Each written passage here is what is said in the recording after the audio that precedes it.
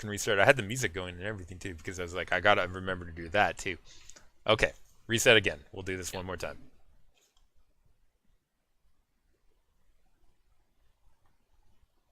You are listening to the Overwatch Rundown, a weekly podcast covering the latest in the esports scene of competitive Overwatch. Today is April 1st, and we have a preview of Stage 3 of the Overwatch League.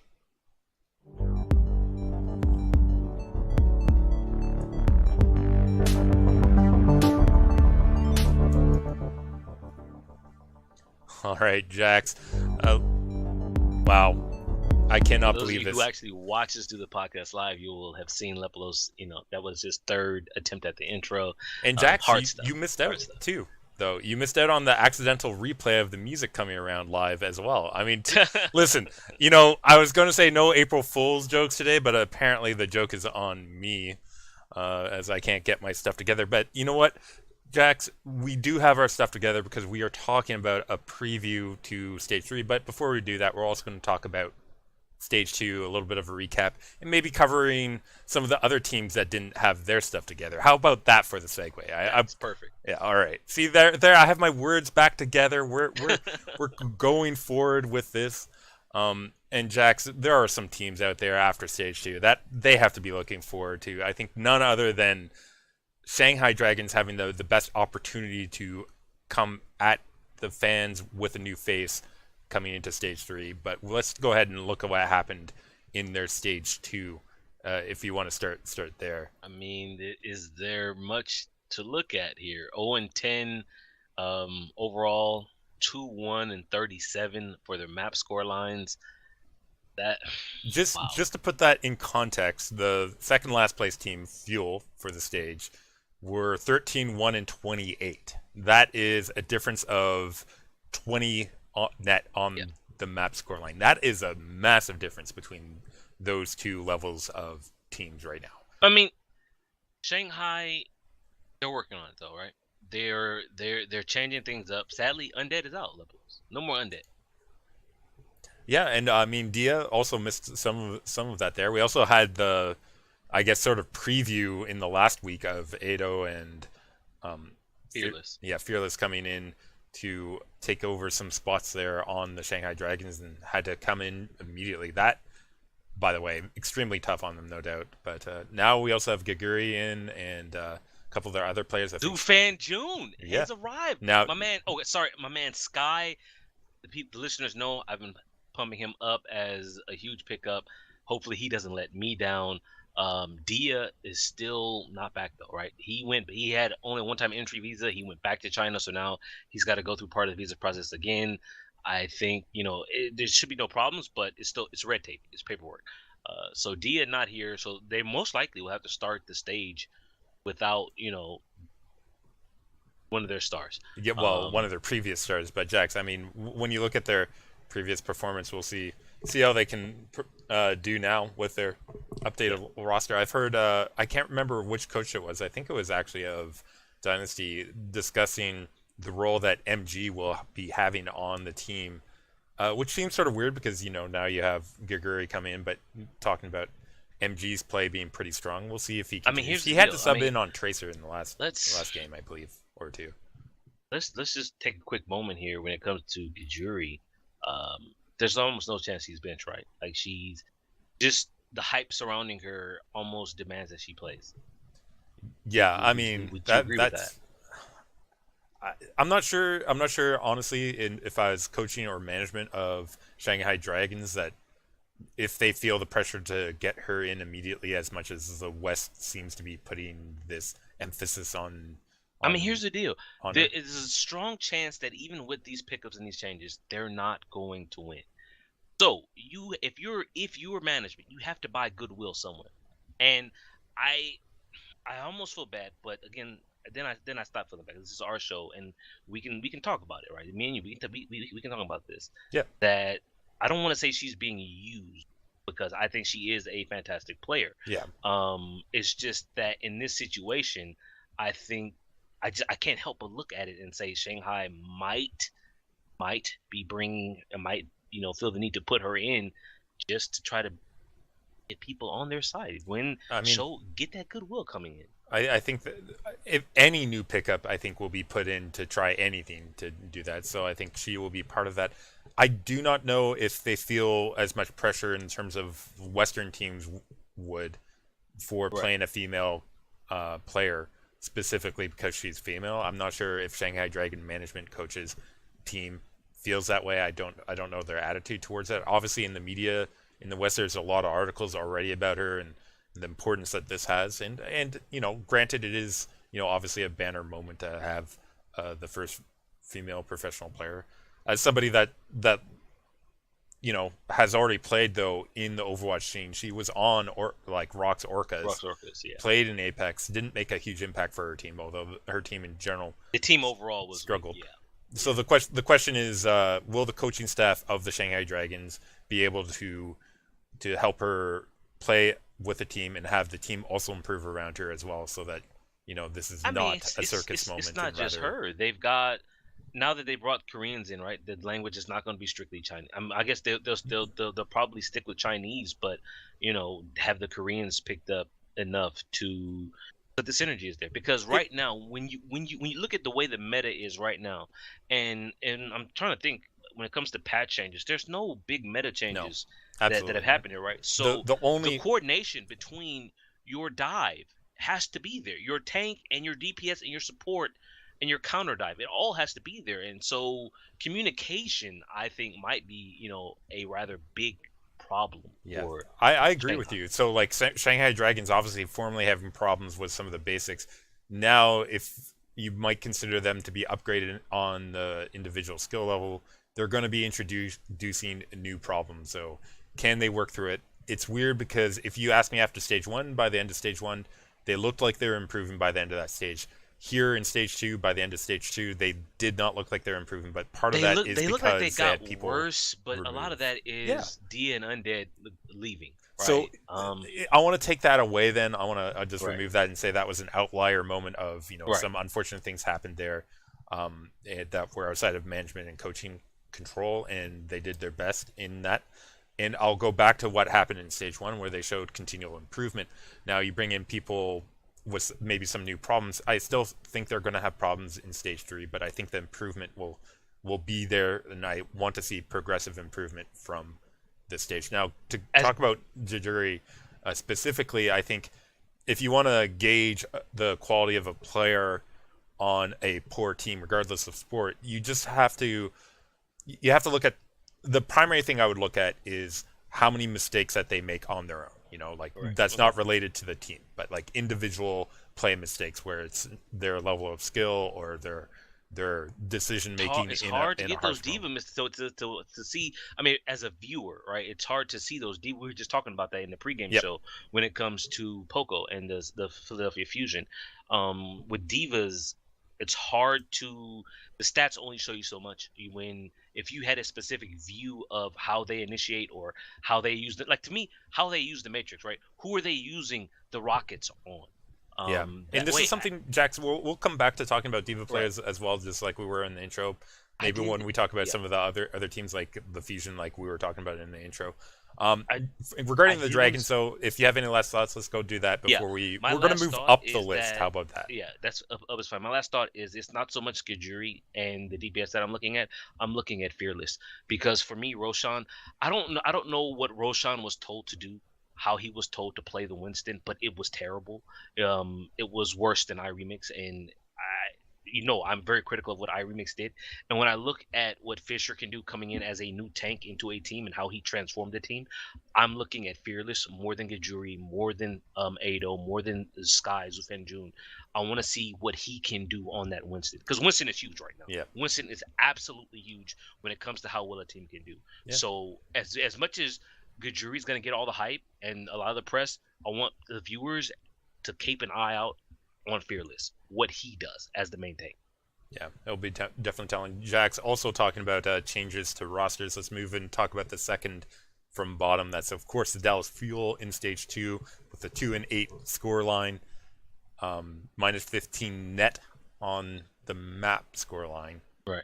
A lot of rumors surrounding the Fuel. So many rumors. I mean, it's hard not to be at the bottom of the bracket and not have rumors surrounding, particularly when you've had quote unquote transparency on social media I come up, Jackson. I, No, I, we're not I don't talking even about the want to. drama, but we have to talk about the effects of the drama here.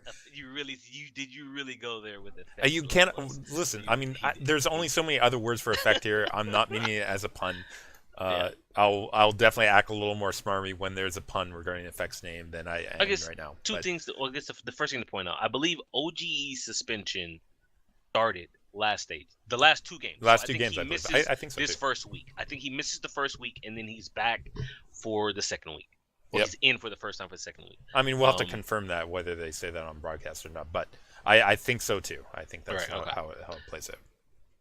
So There's but some trade then, rumors going yeah. on, Jax. First off, Do we address the rumors? I mean, we're going to come up against a number of these teams. I mean, there have been some trades that have happened, but I mean, let's cut it away from the specific rumors and mention the fact that there are rumors, Jax, is concerning for your roster. You don't like Right. to have your roster be in question in terms of their job security at their position and not have strong statements out there saying this is true or not true, because that is basically what's happening with regards to the Dallas Fuel, where there's rumors regarding some of their players, notable players, either unhappy or potentially getting moved around for other pickups or other teams.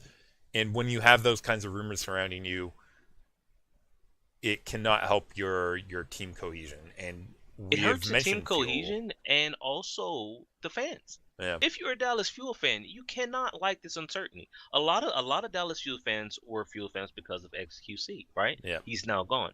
I guess One of the they're moving over rumors to being Shock tossed with around was Seagull being traded.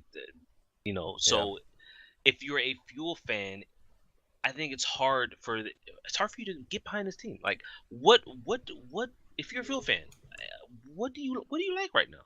What is there to to bolster you? I think you and I in private conversations and then maybe off in our pregame and postgame we've talked about our dislike of how the Dallas Fuel PR machine is working, and it's just negative all around. Like, you are absolutely correct when you talk about how it's got to affect the players, right? Because they don't know, they don't have, that certainty that, well, do I have a starting job? Do I not have a starting job? Because when I look at the truth that came out as to why Seagull is playing, why he was put in, because Taimu was late in the bathroom. I'm literally shaking my Are head you right now, trolling me Jax. now, man? I was literally shaking my head there because I was just thinking about that too. It is awful that you admit that as the truth. I mean, if it slipped from a player's mouth as a joke or whatever, but I'm very concerned about their coaching staff. If you didn't know that, and some of the issues that they have with getting players off the bench or getting into proper practice, there's ongoing issues. Or there was a big discussion. I think that was last week. We mentioned it as well briefly between Rascal and AKM and Kai that was all in the media, and you don't like to see it played out. And here we are, Jax. We're talking trade rumors because of ongoing issues. Not a good position for them to be in. Because I actually don't want to spend too much time on Fuel here. Let me ask you. Better outlook stage 3. Shanghai Dragons or Dallas Fuel? I think Dragons have the room to improve throughout the stage. Fuel, I don't think will realize any potential. Like, they have potential, obviously. I do believe in their potential. I don't think they're going to realize their potential that well still because of continuing problems with attitude. If OGE is as good and brings as much as Kai says he will, then the Dallas Fuel potential is pretty good. I think that they can make some serious moves here, because for them maintain the lack of security and maintaining stage 2, absolutely crush any one more question before we move on though for you, Jax. I know my answer to this, but off tank position with OGE when he comes in, do you put Mickey back on off tank or do you put Seagull and keep him in that off tank position? Right, if you had to make a decision right now. Like armchair quarterback this for us. Seagull.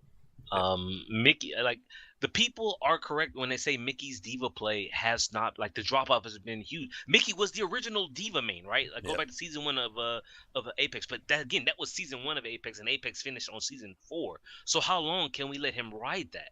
And I think because I think you and I have been a little light when it comes to our criticism of Mickey. And I think the one major point going for him that people have made in the comments, which is he's the emotional core of Dallas.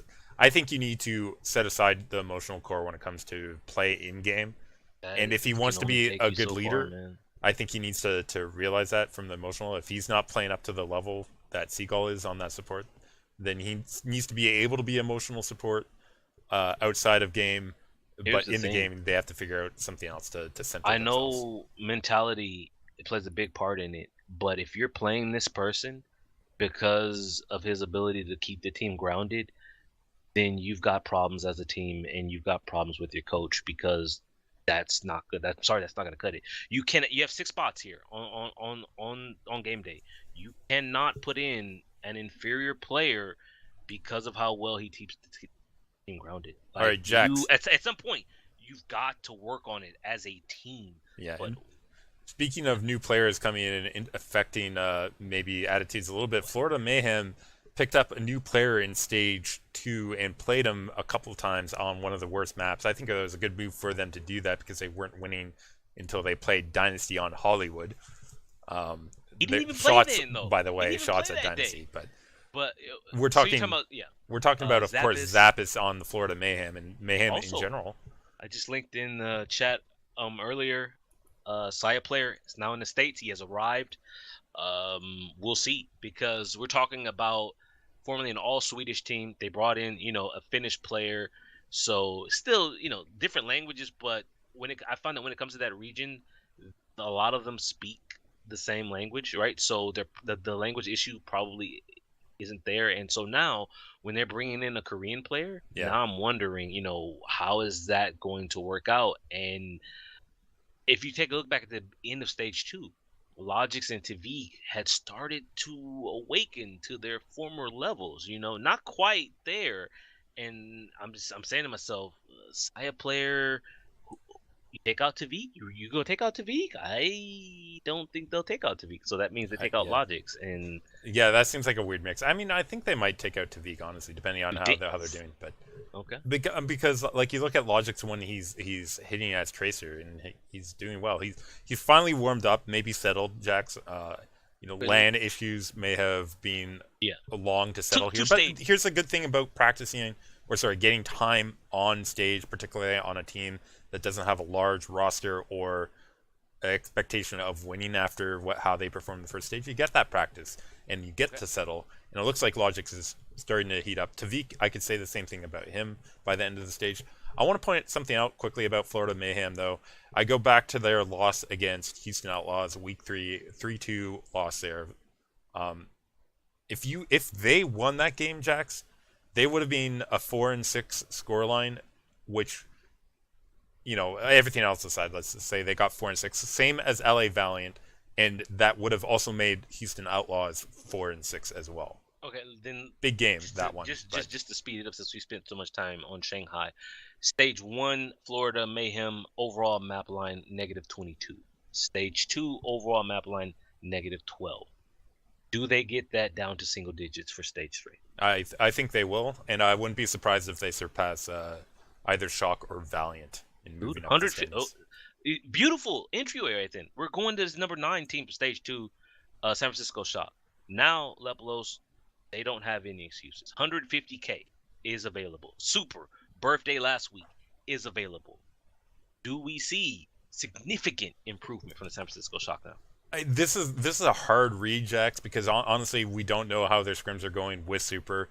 We've seen Sinatra at least, and we didn't see a massive impact coming out of his play. Honestly, with the improvement, let's be real. I was disappointed by what I saw from Sinatra. It was a hyped up play that he played. for Maybe Sinatra. I was looking for too much, but I say that right, and then I'm saying we had another guy who turned 18 and was available and made immediate impact for the Philadelphia Fusion. I mean, there's two things here. The hype for Snillo versus the hype for Sinatra, two different levels, right?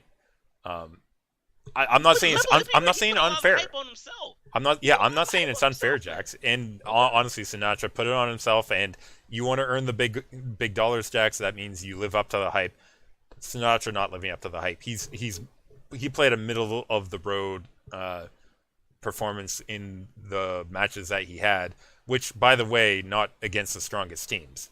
So Do I need to take you back? What team it game was was that? Florida Mayhem they lost Florida to. versus San Francisco Shock. Ilios, tiebreaker Lepalose. I'm looking at Sinatra come out on Widow.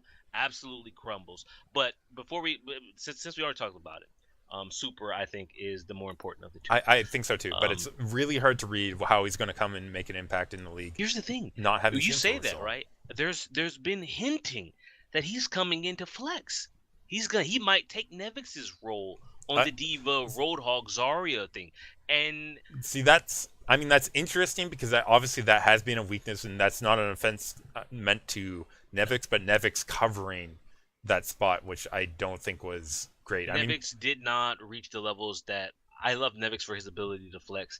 I think he was an okay Diva, but at this level, you can't be okay at anything. You have to be top class. And the problem that I have then, though, if they bring Super for the flex, is they still have Nomi at maintain. And that's an issue. That's a huge issue. What have I just harped on about the previous two teams, right? Fearless and now OGE. Nomi as main tank, not cutting it. He's on the same level as Irene. Again, they're okay. They're not bad. They're okay. But you look at all the teams, right? All the top teams. What do they have? Fantastic Winston play. Look at Mono, Janice, Gesture, Fisher, Muma. Jax. I absolutely agree with you. I think Shock has a clear. That was Reinhardt. Is this Winston as good as his Ryan? His Ryan was fantastic. Clear problem. I mean, I'll say this, Jax.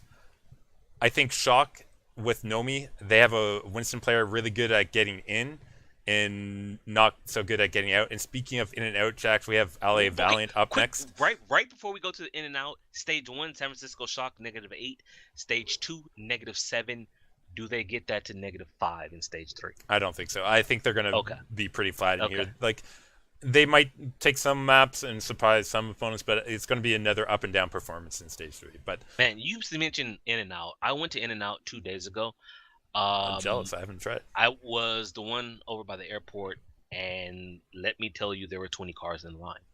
That place it reminded me that while I do like the burger, it's why I don't go there.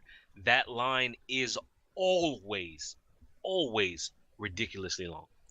Well, Jax, LA Valiant maybe sitting instead with 5 guys on the bench, but you know they're trying to make some trades. They've made some moves already. Picking up Bunny. It wasn't a trade. They straight signed Bunny. Yeah. From the Dynasty. From the Dynasty. It's interesting. I mean, Lepalose. What does that say? Interesting, right? Because one of the best players for the Valiant is Soon. Has been Soon. And I don't understand this pickup, honestly, Jax. If you're going to keep Soon, then I do not understand this pickup. This only makes sense if some of the rumors we heard about some trades between the Valiant and Dallas are true. And I think this is where we have to address that, Jax, in specific, because of the importance of this pickup of Bunny. Bunny honestly hadn't played too well on Dynasty when he had been there. I think they showed his... Dynasty played well. It wasn't against the top tier teams. Like, they put him in against the lower half of the bracket, and which is against fine the top tier teams, they wanted Munchkin, right? They wanted Wakid. But here's the you get rid of Soon. Again, Soon, while we know him as a tracer, he played Widow. Soon. I don't think Soon is ready to flex though. Like, I don't think his ready to let Genji Soon go. Some of the maps that they won is because Soon would make a flank that was fantastic and force the enemy team to react to them, giving the Valiant superior positioning. So now let's address the trade rumors that seem likely, which is Soon going out of Valiant, which makes sense now with this pickup of Bunny. But where would Soon go, right? And there's talks. One of the specific rumors, and not that we like talking about rumors, but one of the specific rumors would have Effect moving out of Dallas, which... To where? Not to the Valiant. To where? To Dynasty, was it, Jax? Yay. Listen, if I was a Dynasty fan, I love that. You put Fleta and Effect together. Yeah, it's going to be a deadly combo. I mean, because Bunny, it depends on what they have to give up for Effect. Yeah. But if you give me Fleta and you give me Effect... looking pretty good. Jackson. That If is they that is pull that off, that but is dynamite, my man. That is fire right there, Lepalos. absolutely. That could be really good. On the Uh, other side, if you get Soon onto Fuel, all of a sudden you have that ACAM Rascal Soon combinations. I Sorry, mean, what are all the other the other DPSs we part have of that still? would I don't know. see Custa going from the Fuel for Unco. Which would Um, be interesting because if Uncle came over, then they would have a Zen that's ready at pro level because Chip's not quite there yet. Again, it's like he's been missing, he's sort of absent. Let's be honest. Custa not filling that role. It also solves the Krieve issue on Valiant that they have, which is they've been running him as a DPS player and Kareem, clearly he causing said issue down he the Kareem has bench. said he wants to play support. Yeah, He's in the interview. But the other issue, and I want to go back to the Fuel now because we talked about Mickey and his grounding element.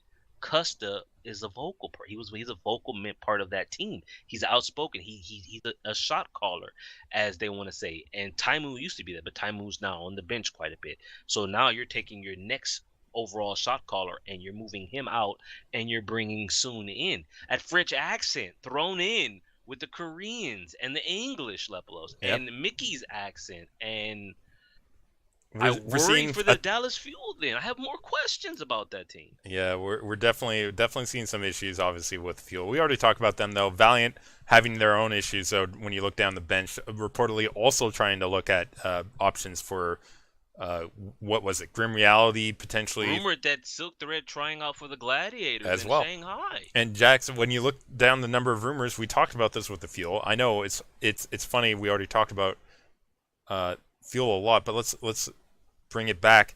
Issues when you have a bunch of trade rumors. What does that do to your morale of your team? What do you expect I out of the mean, Valiant after their I was 4-6 already scratching my stage head when two? I saw was it Envy on Twitter calling Slasher a leak boy and the meme that popped up from that, and then Fate coming in, and you know, outwardly they're projecting that everything is fine. The Yeah, assistant coach, I believe it was the French. They have a bunch of. We talked about this last time. They have a bunch of assistant coaches. I believe this was the French assistant coach. He said that there are no plans to make this an all Korean roster, as people were starting to wonder since Bunny no was brought in. plans. Oh, I should also point out now, Lepelos, Space shares the same birthday as Super. He is now available. So Space on that flex is now an option for them to use. And I Um, think that might come into play, honestly, as well. I It it, depends on how he's the doing. But CEO, the owner, Noel Winston, he even said after the Bunny deal, we're not done. yep, They're not done. We don't know what that means. we got to wait on But that, Jax. But what we can't wait on is our again, attitude to them in stage three. Let's discuss that a little bit. They had 4-6 with a -5 net map scoreline, Jax. and I wanted to ask you, -4 for stage 2, +13 for stage 1.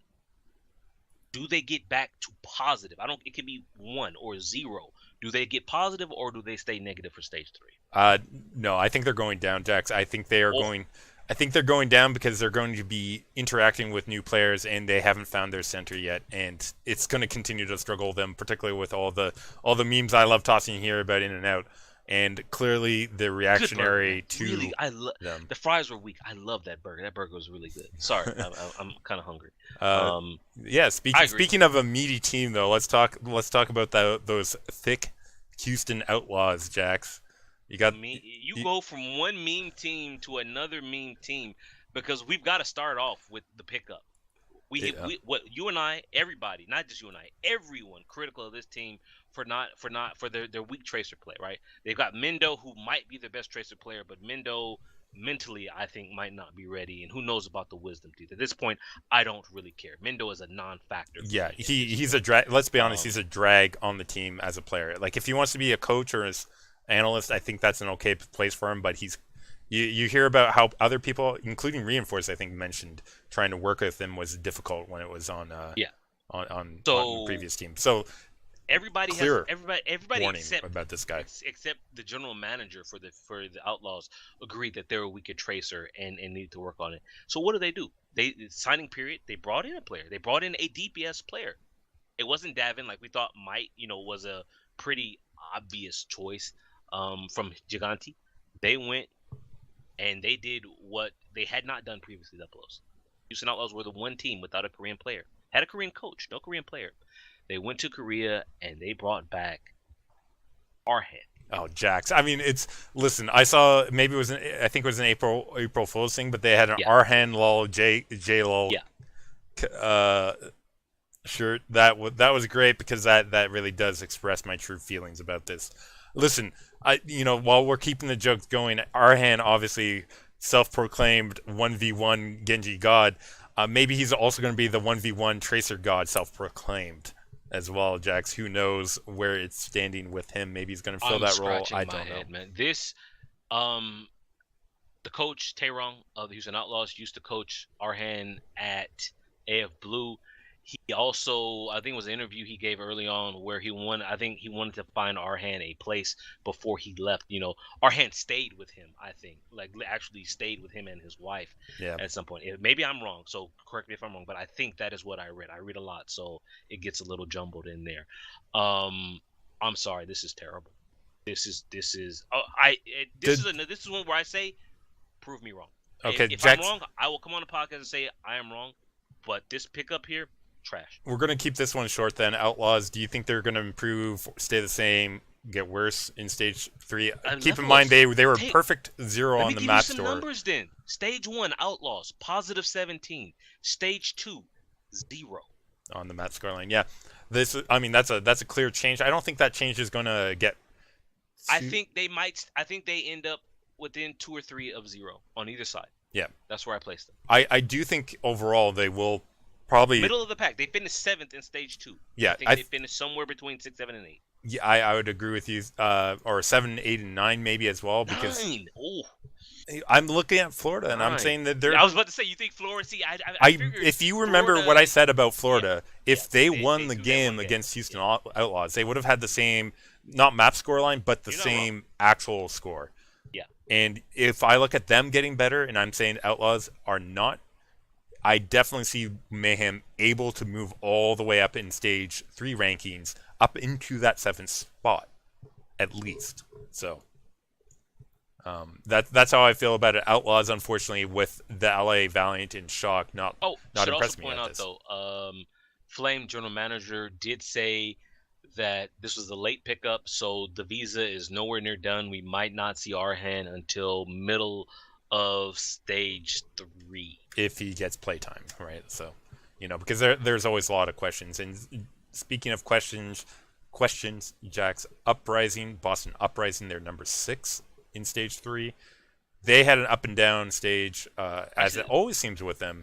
Like with Stage 1, we never know which Uprising is going to come out to play. Normally, I wait till the end. Now, I'm going to just give you the numbers right now, Lepalose. Stage 2, Boston Uprising, -1 map line, but they still finished in 6th place above the Houston Outlaws, who were 0. So, -1 map line. Yeah. Stage 1, Lepalose, their map line, +10.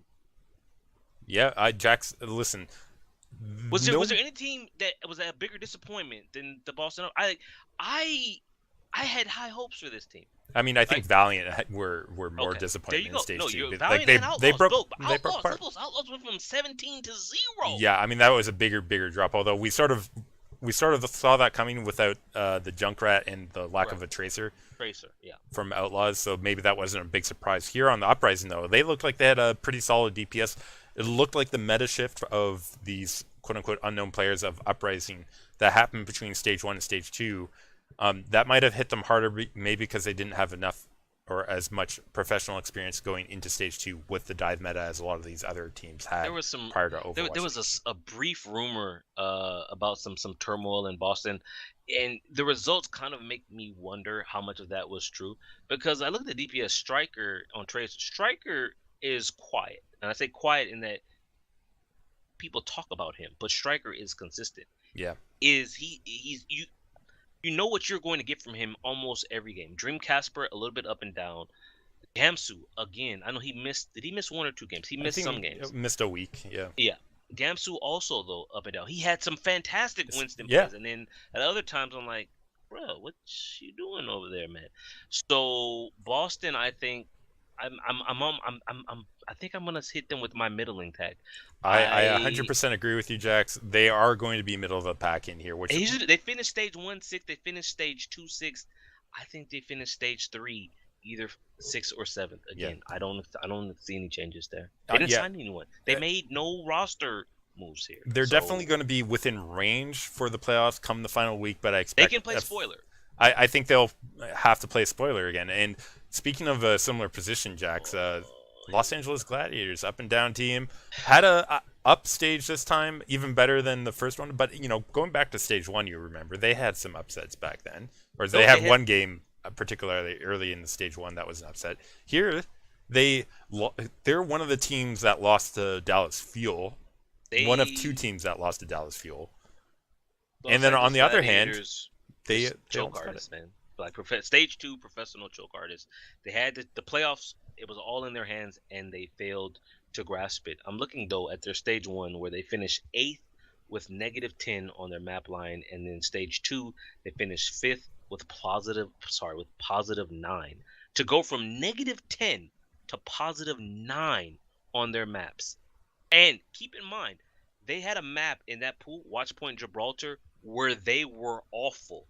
They were full held on first point 4 games. Brutal. You cannot have that happen if you're a coach, like that many games. One, you can't have that happen, but I'm looking at this and you say, well, Jax, as a Gladiator fan, you have to be happy. What an improvement from stage 1 to stage 2. And I am happy about that improvement. I am happy that the coaching staff and the management went out and got Fisher from Does it get Spitfire. Better though, Jax? Does it get better? No. Right now, 5th, they might finish 4th or 5th.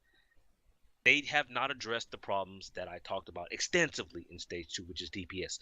There are the rumor, again, I keep going back to these rumors of Silk Thread trying out for them, and Silk Thread will, the problem I have with Silk Thread is he's just another one. He's just he's another average DPS player. So you bring in Silk Thread, okay. He has his moments, just like Sureforge, just like Asher, just like Hydration. You're going to rotate him into the crop rotation? Where is my Prophet? Where is my Sabobi? And love it or hate it, Jax. I mean, maybe even your Jake Junkrat against Dynasty, right? Like, where is that? No, not Jake. Where is my Linkser? Yeah, I'm there serious. You go. Wait, this is not all they're missing, because one other thing I want to say is they need backup in the support state, in the support section. All it takes is one cold, one broken toe, a broken finger. Who was it? Someone had a upper body injury. Uncle had an upper body injury and missed a few games. Yeah, or someone could just have a down week. They have no one but Shazam. Okay, they have Hydration, who did flex to Lucio. Yeah, twice. That joke aside, though, for long term. I agree with you. Roster depth is their problem. Mainly DPS, but also I want backups for support players. How about their tank front? I mean, they have backups there. Do you trust those as backups? Here's the deal. Positive signing, I think, is Void if the communication is not a problem. Yeah. Bishu, I actually didn't have a problem. Bishu, I think Bishu was okay. I didn't really find. Maybe we don't see the stats, Jax. Like, I agree with you. I don't see a specific problem with his play. Maybe if I was an off tank coach, I would have to go and look more carefully. But you have access to the footage though if you worked for the Gladiators. But Void, I think Void is again. I don't have problems with backups, right? So they still have Iron Mix. I think there was quote unquote rumor again that they were trying to shop him around, but I don't know who would pick him up. But I also don't mind you flexing or fleshing out words. Problem for me, fleshing out your roster for your own internal scrimmage purposes, right? So I don't mind them having Iron Mix. I don't mind them picking up Void, who is a great diva. Was I think the best diva? Was it season 3, 4? I don't know, but he's a really good diva player. He did some great work back then. I think it was season 3. But Fisher is saying his Roadhog is honestly pretty good, and so now is missing from Bishu. The problem. Why I don't see them making the playoffs, right? They might finish anywhere from 4th to 7th. This is where I put the Gladiators after stage 3. I don't see them making it top 3 unless they pick up a DPS player and a tier 1, an outstanding one. Silk Thread. I'm sorry. Do you agree with me when I say Silk Thread is just another of what they already have? Unless he's improved in the interim, which I doubt, because they would play him if he has. Unless there's other issues with him. I agree with you. I think he's just going to be another one of these support players that will struggle to try and find a primary spot. He's fine, right? It's just that you need.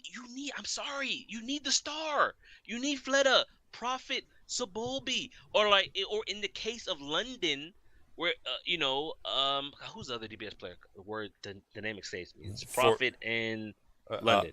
uh, like what they had Prophet, Bird Ring. Yeah, Prophet and Birdring, and you have Libero and Sabolbi, right? Yeah. So Well, and when Pine. one of them has a bad day, the other one steps up. Yeah. Most of the time, steps up big.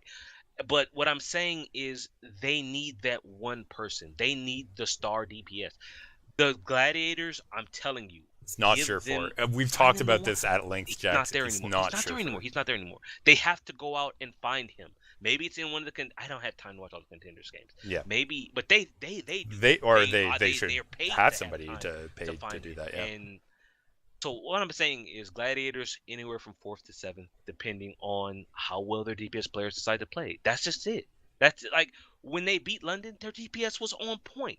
And then they come back and they lose to Boston.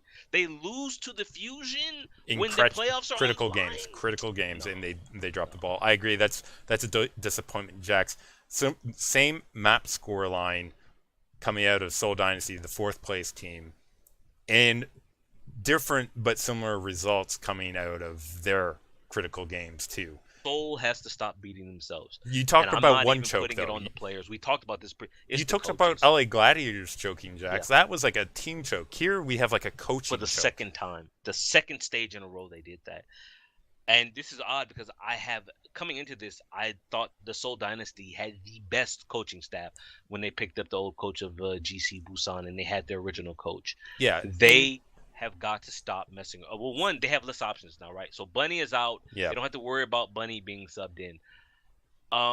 This I think is like we've talked about this finessing errors of coaching, like the strong belief in coaching. That's great. The strong belief in like a mental fortitude and mental will of the team coming together. That's great, Right. and building all that is great.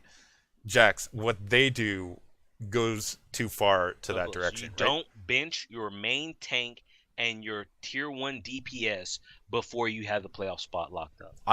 I'll just put it like this: you secure at least 2 maps before you put your B team in against these weaker teams. Like you secure those 2. Let's see if the B team can close out the remaining 2 maps, bring the A team back in for the 5th map.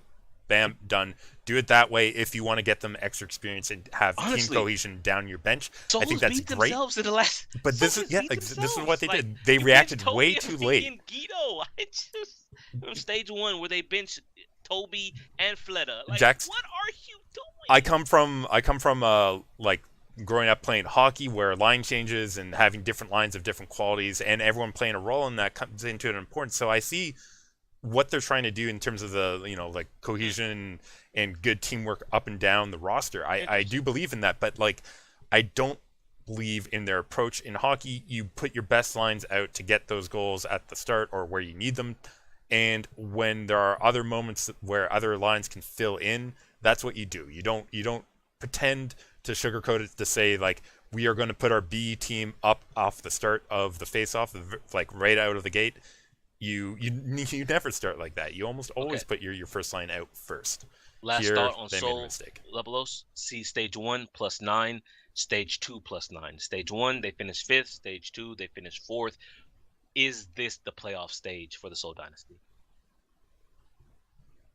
Yeah, I think they can get it this time, Jax. I think I think they're smart enough to know that they've made this mistake twice, and I think they'll be better about doing that, and I think they'll be stronger for it in the long run. Maybe this will let them handle the larger roster, and dropping Bunny might help with that too. I don't know their internal stuff. We'll see what other moves, if any, come. Like if they get effect, that might be huge for them. We'll see if that happens or not.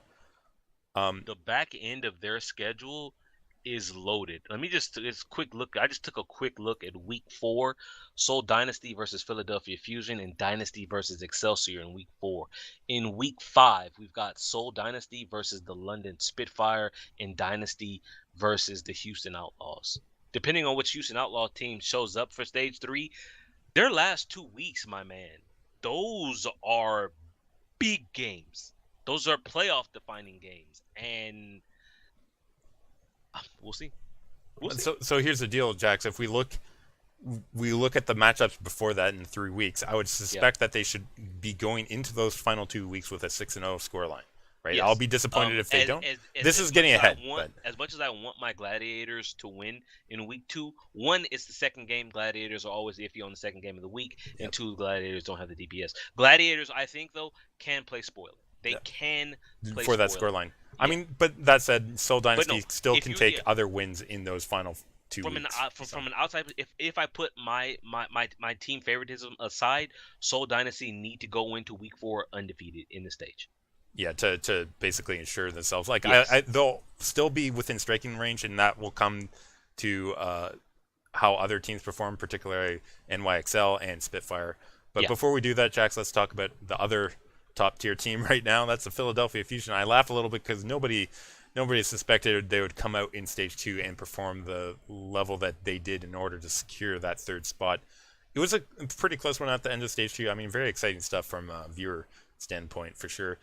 And they had some excellent play coming out of some new players. No one the expected stage. their third place finish. No one expected them to finish third. Well, I guess regular season third, playoff second. No one expected them to finish that high with the roster that they ran. And honestly, I say roster, and it's just one player basically. Yeah, ETO They coming out did of this nowhere. without Shadowburn. Yeah. ETO taking over that spot. Jax, except for the week he was sick. I will say, you and I had an interesting discussion. I think it was our post game where we talked about what we would do differently I if think we it was were the both Fusion. on the It was either podcast. at the end of the episode or it bled over into Yeah. the post game. It's But one you can that find that on twitch.tv/Lepalose, just to put up the VOD for episode 80. I don't want to go into that again, but just to say we're talking about coaching decisions of how do you handle like 2 matches in a row, extended plays, and getting your team members recentered after going up 2 games and starting to lose. Like, where do you make what Snillo. decisions? I love how they managed Snillo and how he was their Route 66 specialist. Yeah, and I it agree with showed. that. I think Poco has some things to work on. I think he was part of the reason why they did not, in fact, beat the New York Excelsior in the finals. Weakness Weakness? on No. Fusion? In the playoffs, I'm looking at him. I'm looking at EQO, who had he did decently by the stats. I think for me, the biggest one has to be, like it or not, Boombox. When he plays well, Fusion won. When he played here's poorly, the deal, though. I think part of the reason, I think it was either another podcast or the post game analysis, and they pointed out that Boombox did better when he got the protection. And when it comes to the protection, the counter dive, I'm looking at Poco with the Matrix. Yeah, look, Zen is a DPS, right? And so I'm looking at him saying, buy your Zen time to do that DPS.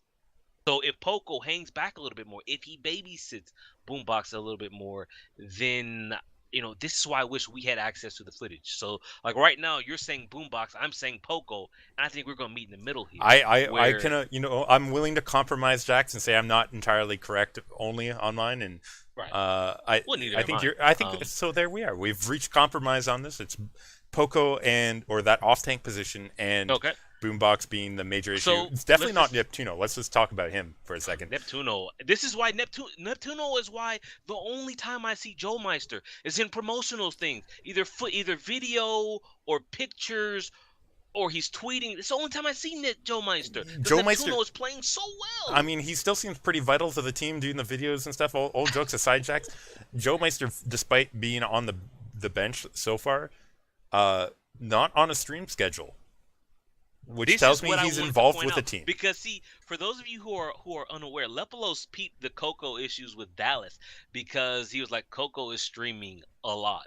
And now I made note of it on the Discord. I was watching Shadowburn. Shadowburn didn't used to stream all that much. He started streaming more recently. And then a couple days ago, I'm looking down there at the bottom because he said stream schedule below. Yeah. And schedule. listen, I have an asterisk on that one though, Jax. It's every day. It is every at day, 9 o'clock. and I agree with you. This is concerning. It means he's clearly not going to get much playtime in the future. But the asterisk being that it's in the evening, which is post work time. Coco was streaming during the. Coco would be streaming during the daytime. That's the problem. It's so evident with Dallas right now that they've burned Coco, and I think that's horrible. And what that says about their team, that he is not doing anything. What is?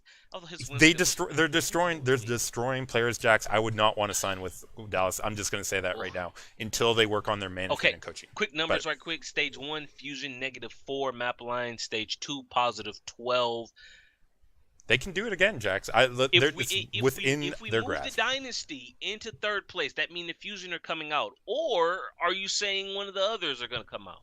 And this is hard. They all have potential to, like 1 to 4. They can all end up in 1 to 4 again. I think that's reasonable to say.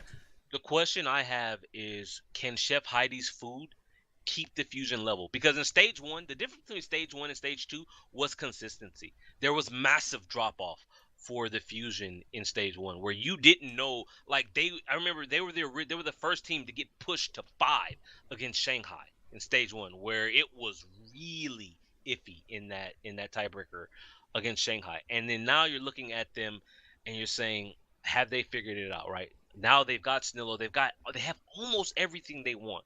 And in Stage 4, they'll get everything they want when Sato is available. So Lepalose and I talked about Sato in the pre-show for those who are interested. Twitch.tv/Lepalose.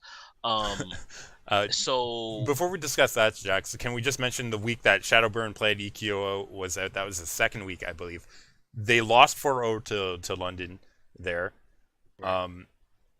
It didn't even pick up a map, so maybe it hadn't practiced. Since I believe Reinforce said that it was unfortunate because EQO's style would have suited them better against London. And it kind of makes sense when you look at the playoffs, where they fought London and beat London with EQO. Yeah, exactly. And I also want to go back in that same week. They won over Houston, but in a 3-2. So if you look at their results, they beat Seoul Dynasty on a map scoreline, including having that week where they had maybe their, at the time, top DPS for that non-tracer DPS position.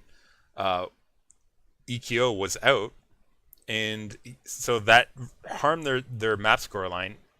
Also cost them a full game against London there. But, map scoreline in both of those 2 games, not great.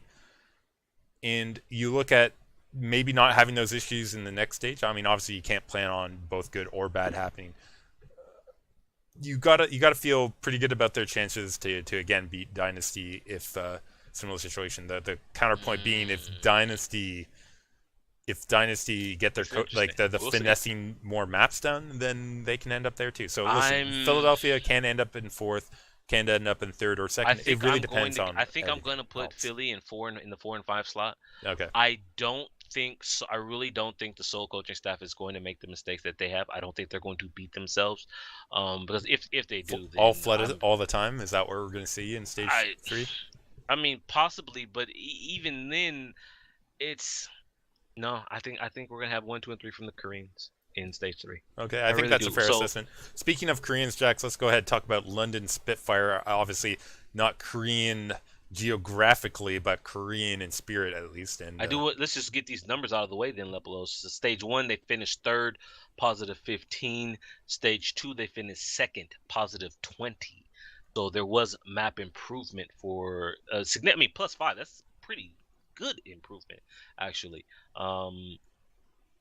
Well, listen, some major teams didn't take maps off them. Like I'm looking over their 4-0s in the regular season, both of Philadelphia and of Dynasty, and that's huge over opponents that you're immediately competing that Dynasty game, what a shocker that was. That was a brutal one, and I don't expect that to happen out of Dynasty again.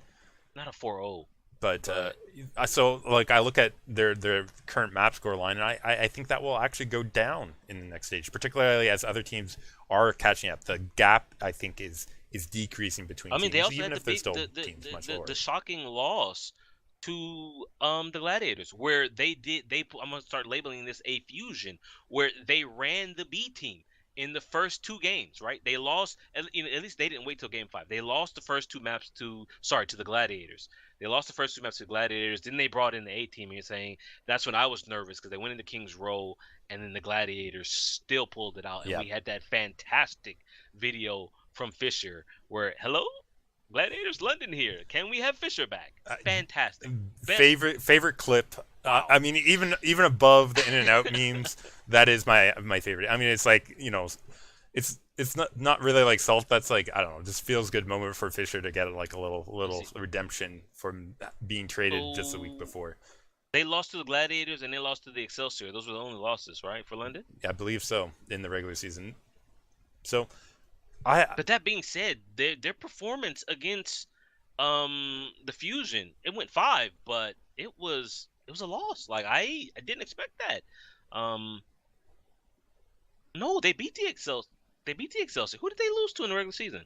They beat the Excelsior in Gladiators, and they lost to Houston. They lost to Houston in week 1. Yeah, in game 5. Jax, listen, they can go up and down, and London obviously had a good stage. I think they'll continue to have a good stage, but I think they will drop more maps. I wouldn't be surprised if they end up with another like 8-2 scoreline or a 7-3 scoreline. You know what it was? I don't think they're dropping out of top 3 though. I don't think they dropped out of top 3, but I'm looking at. I said I wish I could remember the Houston London game, and so I went and looked at the maps. And you know what? The two maps that they lost? They lost Nepal and they lost Ilios. And I think that's that a London is still thing to a do, weakness Jax. for London. Is their King of the Hill play. With King of the Hill being the regular season tiebreaker, and I think you said going back to stage one where Oasis was in the map pool, the playoff final against the Excelsior, and where it went the full distance, and you said if this had been the regular season, they would not have won because of in the playoffs you don't have 2 call. You have 2 hybrid or 2 escorts, and I think you said that helped them there because they didn't have King of the Hill. Yeah. And I think the King of the Hill weakness is still there. I mean, they did win against NYXL that week 1 on, so it went immediately against that attitude. But it's not. It's the consistency. The consistency is there. Yeah, I agree with you, Jax. If we talk about consistency, NYXL dropping only 1 series, and that was a 5-game series against the team that they lost stage 1 finals against. In the first week of stage 2, they played them again and lost again in 5 to them. Let's take a look at this here, though. Positive 21 for stage 1, positive 25 for stage 2. Is there any more up you can go, like Excelsior this up any further? They can go undefeated. The Excelsior, will they go undefeated? I don't think so. I need to know if the big boss man is back. Feeling better. Yeah, he had mentally, nothing wrong with it, right? Everybody goes through things. I've been going through things for a while, so I understand and I sympathize with him mentally not being there. And because he had that, was a Twitter post or I don't know, it was some kind of post. They talked about it a bit on the stream too, which it's good. Listen, I'm glad NYXL has the DPS where they're not so reliant on him. Because otherwise, you could have another situation like the Fuel had of Effect sitting out on stage by himself, and oh boy. Okay, well, I'm glad that Pine hasn't had to go through something like that. So I think I said to you before, I love Sabobi is the best tracer in the world. That is me. Malik said that on stream, which I don't think he should have said that. He's not wrong, but I don't think he should say that as an as a host. Maybe an analyst can do that, Jackson. Yeah, I do think Sabobi is the best. I'm not saying. Are they just gonna keep riding Sabobi and Jay Jonak and not that I say riding is the others are bad. They're not bad, man. Like they're. I think when I look at that team, where's the weakness? I don't, outside of maybe a map weakness where they might suffer, maybe they're bad at Blizzard World, but conceptually, Jax, I go back to when they faced off against Dynasty. If you remember, we talked about this, particularly on Ilios Ruins. Yeah, they're the only team that I have seen do this effectively, which is shut down Fleda's Widowmaker. And, there are teams that have done it, i.e. Linkser, Gibraltar, that was Widow v Widow domination. Though, man. We're going to put that aside.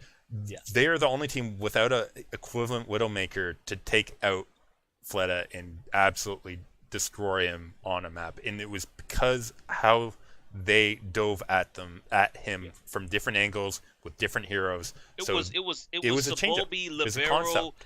and Mano. They were and Mako. He could They never get all, settled, man. yeah, and you They were didn't know all over which him. one was going to dive him. Right. And obviously, when it comes to Widowmaker, if he's having a stellar game, it wouldn't matter which one he was diving. Right. He would have picked at least one or two people off. That can still happen. That's just the nature of Widowmaker being a very strong hero if you have the skill every time. But part of having skill is being able to throw off the skill, and that's why that hero is up and down. If you can throw off that skill by changing it up and getting in his face or making him have an off moment or second guess his shots, you can have what happened there on Ilios Ruins when they won it over it. And NYXL having those types of stats or strats in their back pocket means that they're going to continue to do well even as the competition catches up to them. Unless there is drop off from their players, I'm just looking at this roster because quite often you hear me say, like, when I talk about Nomi or Poco, not Poco, but Nomi or Nevix for San Francisco, and I say they're okay, right? I say they're just okay. Let me just take you through it then, Lepalose. Mano and Janice on the main tank. Primarily Mano. Janice comes in on for hybrid maps. A hybrid, right? But again, there's almost no drop off there. So you've got Mano and Janice on main tank. You've got Meko on flex. Meko quietly one of the best. Yeah. So then I go to the DPS. The Bulby, Libero, Pine. I don't have problems there, man. And so then I go to the support. Arc, I think fantastic. I think Arc and Neptuno are fantastic. Yeah. If I had to say one person was a weakness, it would probably be Arc, and that's saying something because I'm not saying he's not that weak. Exactly, that's my point here. And then you go to Jay Jonak. You can't even say that's a weakness. That is like double the strength of Jonak is getting Zenyatta nerfed, man. I'm telling you, when you look at the changes to the right click of the projectile speed, which is not going to be in this stage. It's not. So it's because of him, dude. It's because of Jonak and what he does. Jax, I want to go back to what I was saying about the strats that they have in their back pocket. The biggest concern if you're an NYXL fan, well, there's two, right? Drop off and play. I don't think that's going to happen. They've been playing at a high level for a really long time. The other problem when you're the top team is other teams are trying to figure out more than any other team. They're trying to figure out what you're doing and trying to figure out how to cancel that. I go back to what I said, though. Having strats that are dynamic still will put them here in stage 3, and I suspect for the remainder of season 1 ahead of their competition, and they going to remain a dominant team here in stage 3. My outlook, my preview outlook here for the Excelsior is they will finish the regular season first. Undefeated, Jax, or no, they will lose a game. I agree with you. They will have they're going to have a lapse. Yeah, so hard. One, I wish I would feel a lot more confident about this if I knew how Blizzard World played at the professional level. That map, I don't know. It's going to be interesting to watch how that plays out, Jax. We've listed sort of where we're going. We're so far over time, and there has been zero clocks in the chat here. We're gonna speed through some of the Contenders season stuff here, some of the other things, and then move into our preview. Contenders stuff, and then not. This is 7 regions, man. We're over time already. We're just, as I said, we're going to speed through Group A of North American Contenders right now. 2 teams, 3-1. Toronto Esports Gladiators Legion sitting there. I watched Toronto play today. That team, I expected Legions and XL Academy 2, XL2 Academy. Toronto is woke, my man. Very good team. Yeah, good team. XL2 Academy with Flower on it too, right? Okay. There was some serious BM out of XL2 Academy today on Numbani. I don't know if you saw it. They went attack Torbjorn. They put the Mangachu put the turret on the payload, but the real BM Lepalose came when he was swinging the hammer at the diva, and no, he did not have molten core. He was just hitting her with the hammer, man. It was hilarious, but my goodness, man.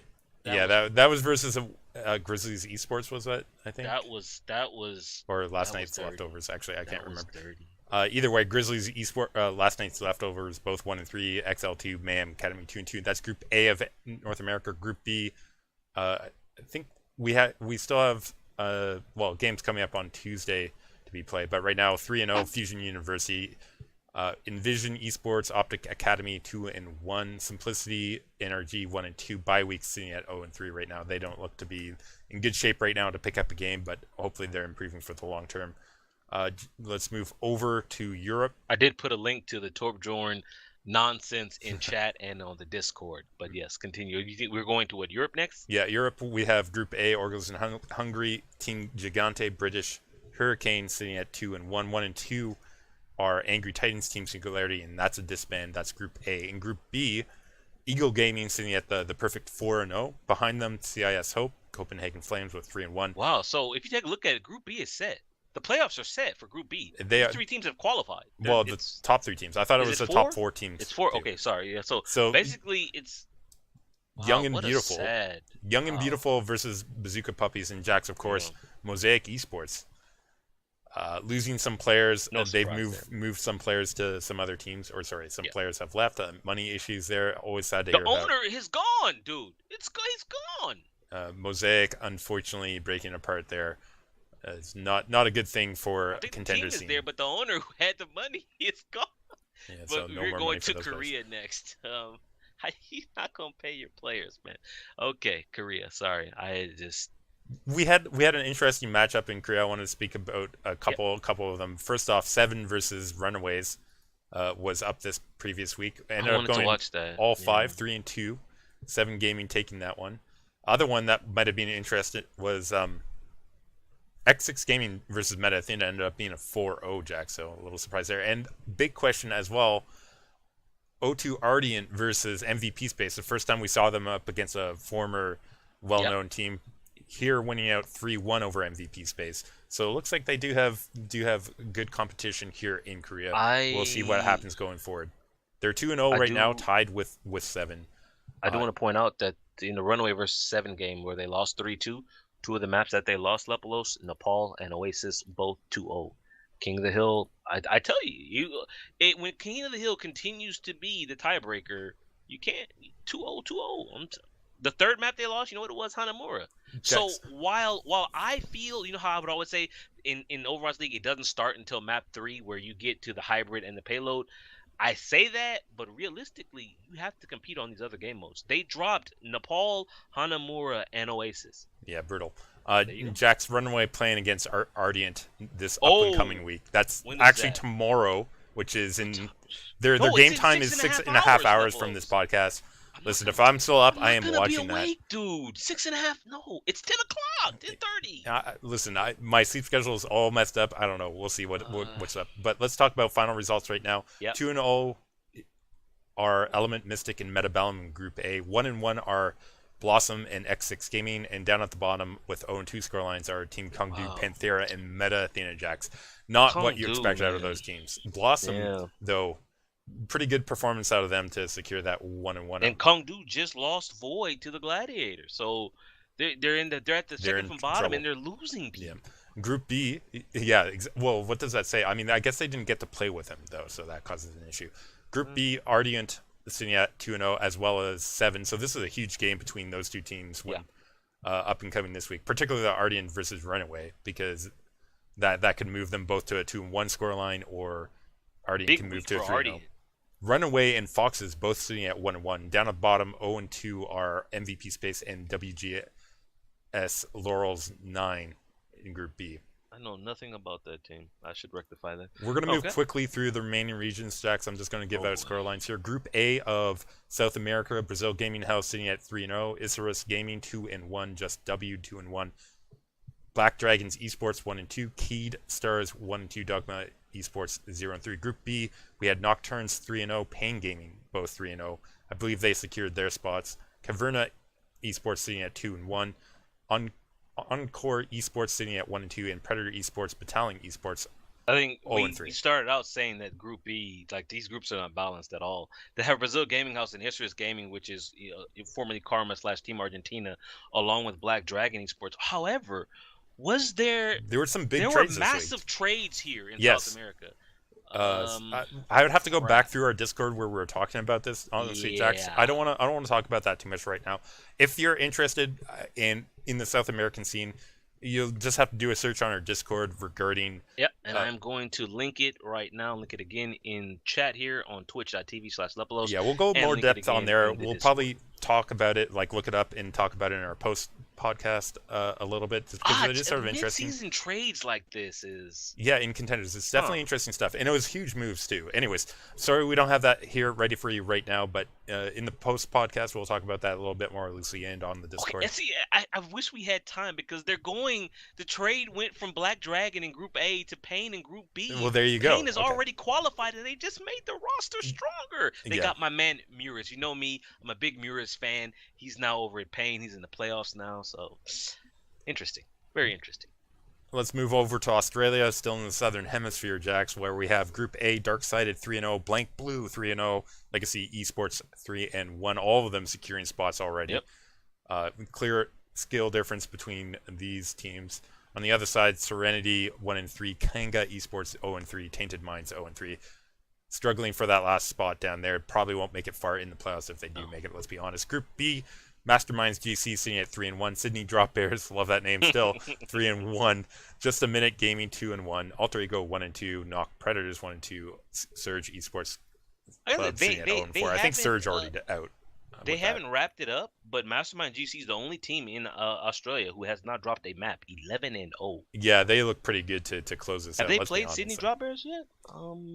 Let's check. Yes, they did. They beat them 4-0 on March 26th. So they're likely going to go through at this point at the top of their. Oh yeah, I'm for me. You know me. I'm looking. One, you go through, but if you go through without dropping a map, now I'm sitting up and paying attention.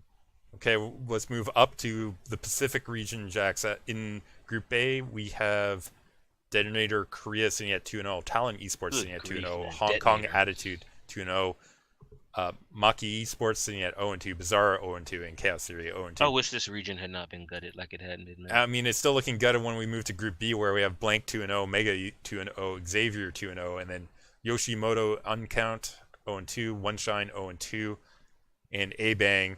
While I like the name, no Flash still Wolves, 0-2. no AHQ. I'm sad. Yeah, and you can still see the difference between the OPS, or sorry, not OPS. OCE Detonator, teams. 8-0. Detonator. I mean, this is Detonator career, Jax. This is not gold anymore. This is not gold. So they went. I'm not. No. Didn't Detonator career or gold go back to Japan and then still have some troubles when they returned? Up a bunch of. I'd have to double check. So wait, that. believe it or not, it's the Detonator team owns it. So they sent gold, and I think they rebranded into black now or something. Yeah. So they kept the spot, but they said, okay, we're gonna bring in the Koreans. We're gonna send the Japanese back home. That's messed up. But hey, here they are, top of their division, man. But you just have to, damn. Yeah, and speaking of top of their division, let's move on to the contenders in China right now. Group A, we only have one undefeated team. That's Lucky Features Zenith sitting at 3-0. Team CC 2-1. T1W Esports Club 2-1. Lingan Esports 1-2. Vici Gaming 1-2, and Moss 7 0-3. Nothing too surprising in these results right now, Jax. Group B. Maybe the biggest one for me is Team Scott's Gift sitting at 3-0. We saw a good performance out of them previously. They're both LGD Gaming, Scott's Gift, both tied 12-0, no maps dropped, and sadly they have both already qualified for the playoffs. So, but I think seeding will matter because you know the higher you are, the weaker opponent you get when it comes time for the playoffs. They're a big game. They play in 4 days. Yeah, they play in 4 days. Big game coming up this week for that region. We got big games across multiple regions. If you have the time, pull up the one. I'll give Blizzard props that even if they don't have English casting, they do have it on Twitch, so I don't have to go to the Chinese site with Flash. And unfortunately, Legaday hired Jax, so I don't think we're gonna get any more bootleg streams. Stream anymore, man. No bootleg. No bootleg. He's now official. So, you wouldn't download a car. Apparently, you wouldn't down Legaday bootleg streams either. No, I because the other reason why is. While Shanghai Dragon is no longer tied to just Chinese talent, they've shown they're willing to branch out. They will want to keep bringing in Chinese talent, and this is some of the best right here. Yeah, so that's the game to look out for in the regular season. He's not old enough now, but next year, let's go. Jax, else in Group B, we had Legend Young Beyond 1 and 2, and Super Number 1, 1 and 2, and Lucky Future. Is that their main team, Lucky Future? And Zenith is their second team? Because Lucky Future sitting at 1 and 2. I'd have to double check this. That's concerning, Jax, if you don't know which team is your A team or B team. But Hero Tacturn Panthers sitting at 0 and 3 at the bottom of Group We're B. so far over time that I had scheduled for this. Oh my goodness. You still have me going through things here, and of course I'm talking about the Swiss esports. This is a European Brasileiro Is this league over Campeonato. Yet? Wait, are we done with the regular season? We are done with the regular. No, the last game is live right now. Oh, I can't watch it on Twitch. Is it live right now? I mean, it's it says live. Right, it says live. Okay, well, listen, it's not going to be. I'm not expecting much out of it because it's Lasan Esports right now versus Wyverns. Lasan sitting at 5 and 1, so they're probably going to beat Wyverns, who are currently 2 and 4. Standings as it stands right now: Silent Gaming 7 and 0, Lasan 5 and 1. Okay. Probably going to be 6 and 1. Let's be honest. Mind Sanity 5 and 2, Dizzy 3 and 4, Paradise Wyverns probably going to be 2 and 5. Watchpoint Switzerland 2 and 5. I have to check out how the playoffs are seeded in this one because it's sort of confusing by the list, but we'll see how that turns out. It doesn't really say, It doesn't, and there's like 4 different colors here. I know. So it's hard to know what that means in terms of their is there relegation? See, no, there might be relegation. It might be a double bubble, treble playoff. Right. Boil and no. Why do they have 4 people? But your color's simple. I mean, maybe their playoff scheme isn't simple, Jax. I don't know, but let's talk about something that is a little bit simpler. Electronic Sports Festival in Austria. Dude, you just make stuff up, Lepalose. Why do you make me go through this, Jax? 2 weeks ago, here. episode 79, we had the Button Festival of Gaming in Austria, and now you've got Electronic Sports Festival. Yeah, and Plan Button won that Festival of Gaming Culture tournament. Yeah. Here, apparently, when it comes down to electronic sports festivals, they do not have things buttoned down. For Plan B, here they end up losing both in the upper bracket finals to 2-0 and in the grand finals 3-1 to Bet at Home Esports. Oh, Jax, what a name there. I mean, oh boy. .com. Sorry, I missed the .com. Sorry, you keep talking. I'm looking because I'm okay. Sorry, I saw a name. Karma, a Hungarian player that was playing for Bet at Home. I was like, that name stood out to me because I've seen him in some of the Go 4 tournaments. That's where that name. Jax, I'm just going to point out in the upper bracket finals and the grand finals, a total of 6 maps, or sorry, 6 maps were played between this team. 3 of those maps were shutouts for Bet at Home Esports. So I'm just going to say that Plan B did win Lijiang the second time around, or not the second time around, as the first map of the grand finals. But other than that, they got pretty well beat here by Bet at Home Esports. Plan C required. Plan C required for the Plan B team. Jax, I believe that's pretty much it for the rundown at this point. So we can go ahead and make our quick predictions. What I need to do? Quick, he says. We're now 80 minutes into the podcast. And for people who are unaware, I'm going to read to you the first line of our schedule here. Emphasize short episode today. This is what Lepalose has been told. 80 minutes. And again, I go to look at chat. No clocks in chat. Jax, are you not entertained? I am entertained. So no clocks in chat. I'm entertained though. Listen. Fired. You know what? I think he said it was movie night. He's probably busy watching some movie instead of handling the clocks. But stage 3, week 1 predictions. Yeah, here we go, Jax. We have starting off in stage 3. We have none other than Shanghai Dragons, Dallas Fuel Jacks. One of these teams are going to be at the top of the standings, and one of these teams are going to be at the bottom of the standings after this very first match. Who do you want to? This is one of the hardest bets, Jax. Like, who do you want to bet? Well, like, this is a question between. I am sad that Dia is not here, because I think with Dia we might have seen Shanghai win their first game. As it is, I am pulling for the Shanghai Dragons. However, I expect Dallas Fuel to win. I can't deny that. I'm going with Field 2. I'm Valiant pulling versus so Dynasty, hard Jax. for Shanghai. I don't have to be impartial here because I'm co-host of this show. I can say what I like, and I don't really like Dallas right now. Come on, Shanghai, come on. Yeah, I mean, I'm rooting for the underdog. I want to see good stuff out of them, but I mean, they've taken them to 5. It's definitely possible. I do expect Dallas will take it though. Second game, Valiant versus Dynasty on day 1. Dynasty. Yeah, Dynasty, no problem. Third game, we have Shock versus Gladiators. I'm taking the Gladiators. However, I'm looking. While I'm a Gladiator guy. I want them to win. I'm looking really hard at the San Francisco Shock because now Super is available, as we talked about. 150K is available. Everybody's available. They're not gonna play IDDQD. He's just collecting the paycheck. But they've got. Oh wait, no, Architect is not there yet, is he? So they're still awaiting some, foreign talent. But I want to see how well San Francisco Shock play now that they have 2 of their young guns available.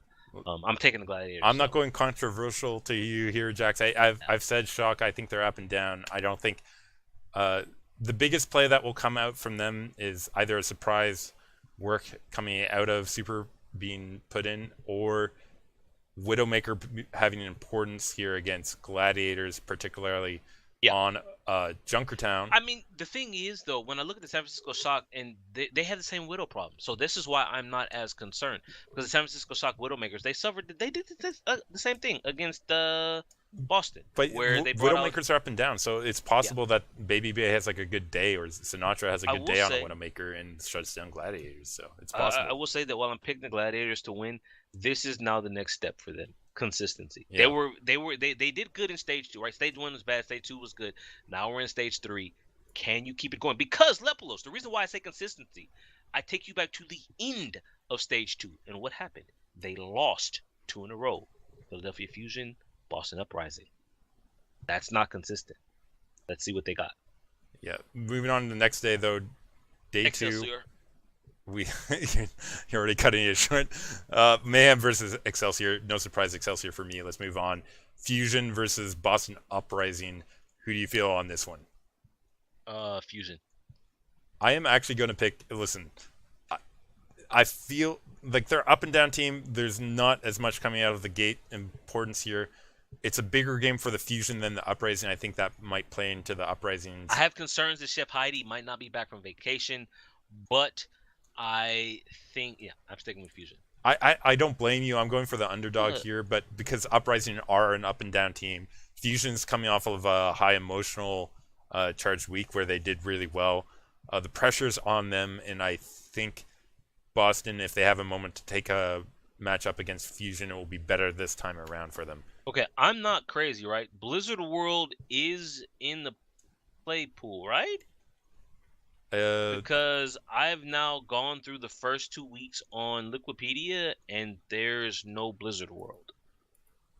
I think it is, which is why if you click on the match lineups, it's not actually listed on the match lineups where it would be. Oh, is that why I only see 4 here? Yeah, so I think it was just I think somebody that has a lot of time, maybe one of us needs to update not this, added. Okay, you're right, because I look at Florida versus New York, and they only have 3 maps listed.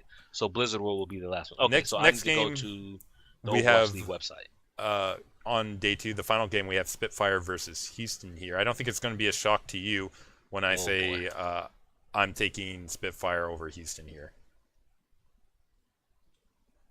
Spitfire over Houston, yes. Yeah, so both of us here are taking Spitfire. Outlaws, their Jake Rat not going to be enough. Okay, our hand not going to be enough against Spitfire's lineup. So, sorry, I'm still on the Blizzard World thing. I need to jump ahead. Sorry. What's the next game? Day 3 is the next game. We have your Gladiators taking on the field. Listen, Jax. Gladiators. This is pretty easy for me to pick too. Didn't like the fuel. We're questioning them against Dragons. You got to give it to Gladiators, even if it is the second game of the week. Yeah. Again, I wanted to see consistency out of the Gladiators, and as far as the fuel go, OGE is still suspended for this game. He's still suspended for this game, and even if he wasn't, The Fuel have to prove to me before I can start picking them seriously. I don't. No, not at all. Then after that one, we have Valiant versus Shanghai Dragons. How do you feel about that one? I'm going to start this one off and say Dragons, we were questioning them against Fuel. Valiant, I still questioning. Valiant need to win this game. I would be disappointed if they don't. So I'm going with them because anything less than a loss here or less than a win here in a 3-1 win in the minimum would be a disappointment out of the Valiant despite their troubles as of late. Yep. I will say also, I have just checked. Days 2 and 3, we get Blizzard World. Day 1, sadly, I'm surprised. Day 1 has no Blizzard World. So Day 1 and I think Day 4 both have no Blizzard World. Days 2 and 3 have Blizzard World. So just putting that out there for people who are unaware. And here's the problem on Blizzard World. I think that's an open kind of point in level, and Junkertown as well, pretty open. You have Dynasty taking on the Shock. Jax, without any Junkrat right now, I don't think the Shock has any chance to deal with Dynasty. Surprise. Even if they didn't, they were not going to win that game. Yeah. Well, although I mean, I do wonder now that maybe Dynasty's being found out that they can't deal with the Junkrat check, having watched Jake take them apart there. I'm just 100. I'm curious to see because it's early, right? Normally, Seoul, they like to make their mistakes late. Now, this stage we talked about it. Their late stage, a lot of hard games. Early here, San Francisco. Do they make the substitutions now, or do they let the A team win and then substitute? I'm curious. I'm very curious to see what lineup Seoul produces for these two games against the Valiant and the San Francisco Shock. Really curious. I suspect they'll come out pretty hard on both, but we'll see what comes out of that. Yeah. I'm also interested to see if we're going to see a Sinatra versus Munchkin and how Sinatra is actually going to show up this time around.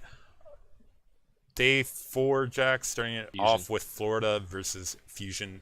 I am feeling Fusion over the Mayhem, although I mean I suspect Okay. I suspect Mayhem will be pressuring Fusion here. I don't suspect they'll take the matchup over Fusion. This is so against the Excelsior. I don't really expect much from the Florida Mayhem. Against the Fusion, though, I'm looking for improvement. So they stage 1 bad, stage 2 started bad. They picked it up right now. Let's see what you got, Florida. Let's see what you got. Make me actually want to watch your games. Put it that way. All right.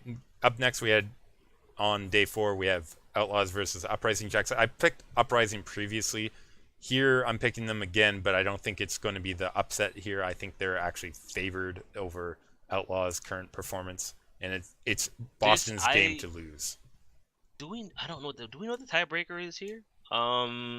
I'd have to look that one up right now. Because I don't know off the top I'm looking of my at this one here. I think the map pool matters. Anubis, Nambani, Nepal, and Junkertown.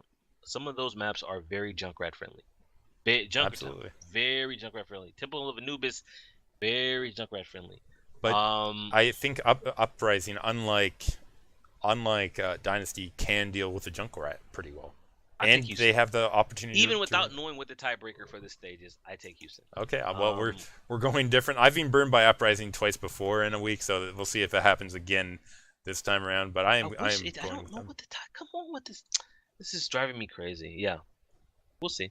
On game 3, we have on game 3 of day 4, we have a pretty good matchup again in week 1 between these two top teams. Of course, we're talking NYXL versus London Spitfires. Huge probably game of the week again to start off the first week which of sucks stage. Because that means it's Saturday, which means the podcast is Sunday, and that gives me little time if this is our feature game to dissect it. I do want to point out we do have a difference here compared to the other one. This series, London versus New York, is the only one of the day that will have Blizzard World. The other two games do not have Blizzard World. They have Nambani. This has Blizzard World. It's definitely potential to see the meta-defining Blizzard World. When you have the two best teams, or the two top regular season teams, and they're taking out the new map, this is where we get to see the strats, my man. This could be good. Yeah, we also have Temple of Anubis, Nepal, and Junkertown coming out. Of course, keep in mind, Junkertown this time around not going to have the Mercy battles of stage 1, so we are going to see a little bit different meta come out, I Listen, believe. Birdring. I mean, when we had the Widow analysis that guy did, was it Winston Labs or whoever did? Yes. Birdring was statistically the better counter sniper than I believe Linkser was. Yeah. So we're looking at Anubis. We see a lot of Widow on Anubis. Yeah, we've seen more and more. I think Junkertown. You see Widow on yeah, Junkertown. So here's. I don't think Pine's gonna come in. You gave them props, Lepos. You gave the Excelsior props for their anti-Widow strat that did not involve Widow. Yeah. So it could be huge here. The bigger problem though at Anubis and particularly at Anubis Junkertown as well on the Is on Blizzard first World Widow map? Yes, I believe it will be in official meta, but we'll see about that. We'll see about that. But okay, this is. I suspect it will be. We're getting back to the problem that I have, where at times I feel it's whoever has the better Widow is miles ahead here. Because I'm looking at, if you have Junkertown, you have Blizzard World, you've got Anubis, you've got a bunch of what's the other 2CP map? Please don't be Volskaya. It's Volskaya. We're going to see a lot of so Widowmaker again this phase. Man, are going to come down. And the reason why I'm sad, because the Gladiators still have not addressed their Widow problem. And so I said they'll finish, in that 4 through 7 slot. It might be closer to 7 than 8. So I don't get into this too much right now, but until we get Brigitte in as like an anti-dive, perhaps a third support, we're not going to see any change to this Widow meta. And there's a reason I'm saying that, but we can go into that in the post. This is a hard pick though here between New York, Excelsior, and this is why I'm dragging it out, because I don't know who to pick right now. Well, Jax, let me discuss what I'm going to say here. Go for it, man. You've mentioned the power of Widowmaker. I believe London have the stronger one, particularly for Anubis and Junkertown. Right. That's going to come into good play there. World levels, okay. Nepal, I think, will probably come through. Blizzard World, listen, it's going to be hard to pick, but if it is a Widow important map, at least on a couple points there, I think London is going to have the advantage there. So 3 out of the 4 basic maps goes London's advantage. It's hard for me not to pick London. I was going to pick London, but I'm going to go with New York. One, just because we can't always pick the same thing. Previously, I'm the one that always tends to pick London, and you go New York. I have picked London in almost every one of their big games this year. I couldn't help but look back at that New York roster and how well they're playing, and nothing that they do has been nerfed. And I'm looking forward, though. Even though I'm picking New York, I want to see Jonak and Bedosin get into these who can kill the more, even though they're playing Zenyatta, a support player. I'm looking forward to Prophet and Sabolbi getting into the Tracer fight, or Libero and Birdring either doing Genji or doing Widow or doing Pharahs, and Gesture and Mono. The matchups here is why I love this. They're so close. Position for, even you take Fury and you've got Mako. They're so close, man. At each position here. This is why this series is so good. And you take London, I have to take New York just for the balance. It's hard to go wrong, Jax. I'm not going to blame you if it goes your way here, because I can see it.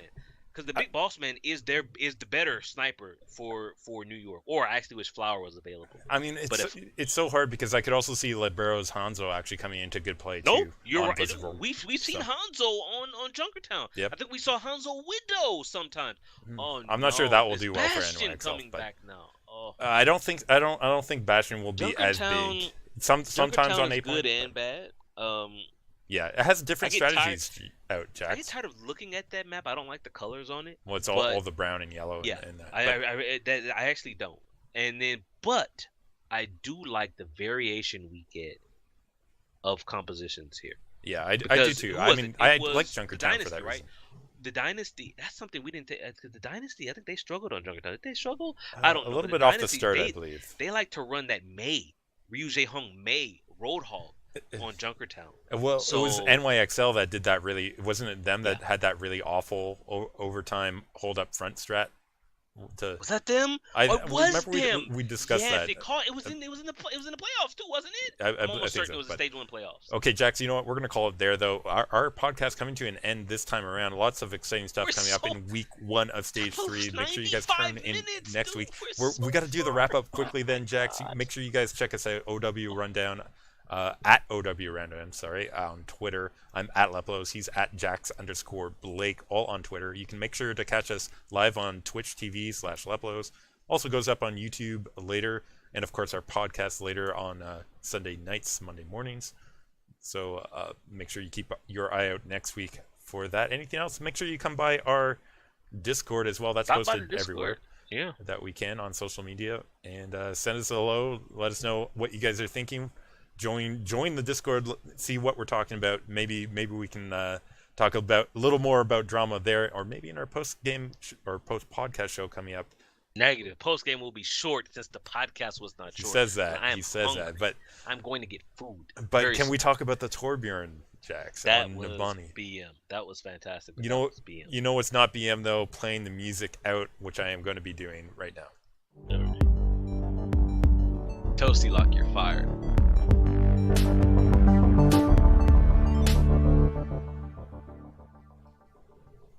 All right, stopping recording, Jack.